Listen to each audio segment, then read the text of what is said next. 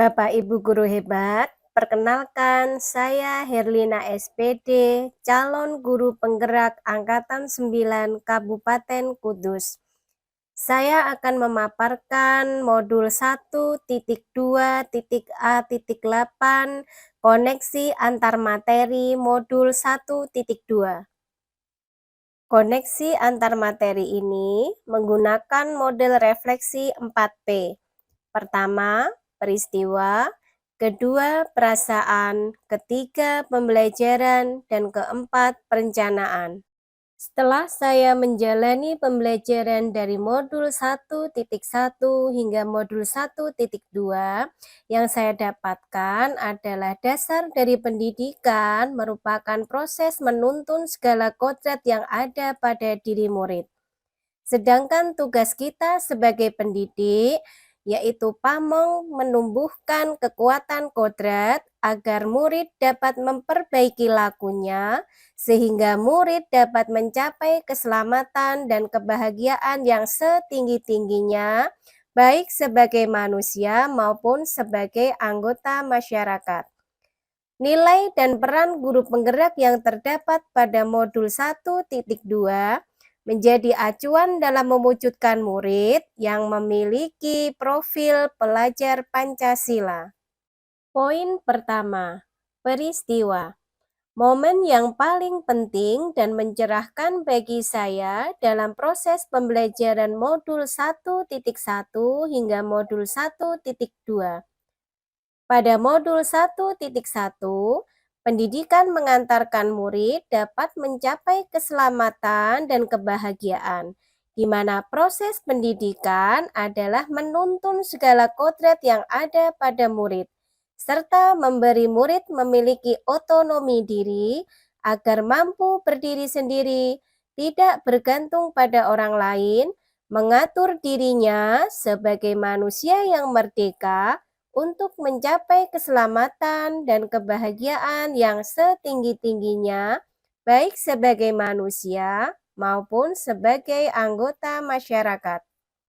Pada modul 1.2, nilai dan peran guru penggerak, di mana nilai-nilai guru penggerak harus diimplementasikan dalam menjalankan peran saya sebagai pendidik. Kaitan antara modul 1.1 dan 1.2 yang saya pahami adalah bahwa pada nilai guru penggerak berpihak pada murid relevan dengan hakikat pendidikan, yaitu proses menuntun segala kodrat yang ada pada murid. Peran guru penggerak sebagai pemimpin pembelajaran adalah among atau pembimbing laku murid. Poin 2. Perasaan. Saat momen itu terjadi, saya bagaikan tertegun antara percaya dan tidak percaya. Ternyata, pembelajaran yang saya lakukan selama ini kurang berpihak pada murid. Saya lebih dominan dalam proses pembelajaran. Setelah mengikuti pembelajaran pada modul 1.1 dan modul 1.2, saya bersyukur dan senang karena telah diberikan pencerahan dan ilmu baru yang akan saya terapkan pada murid saya di kelas khususnya dan lingkungan di sekitar pada umumnya. Poin 3. Pembelajaran.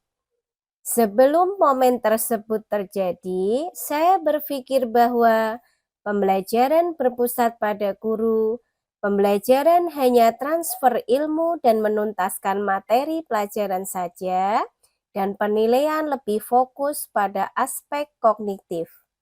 Sekarang, saya berpikir bahwa pembelajaran harus berpihak pada murid, karena pembelajaran adalah menuntun murid menggali potensinya sendiri, sehingga pembelajaran menjadi lebih bermakna.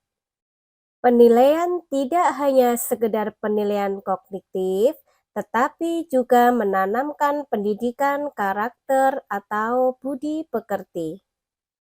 Poin keempat, penerapan.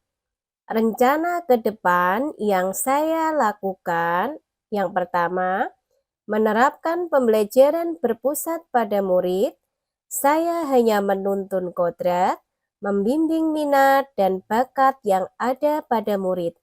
Kedua, saya menanamkan pembiasaan karakter baik. Yang ketiga, saya melakukan refleksi pembelajaran untuk evaluasi diri. Dan yang keempat, saya mengikuti program pengembangan diri, baik secara luring maupun secara daring. Terima kasih, Bapak Ibu guru hebat.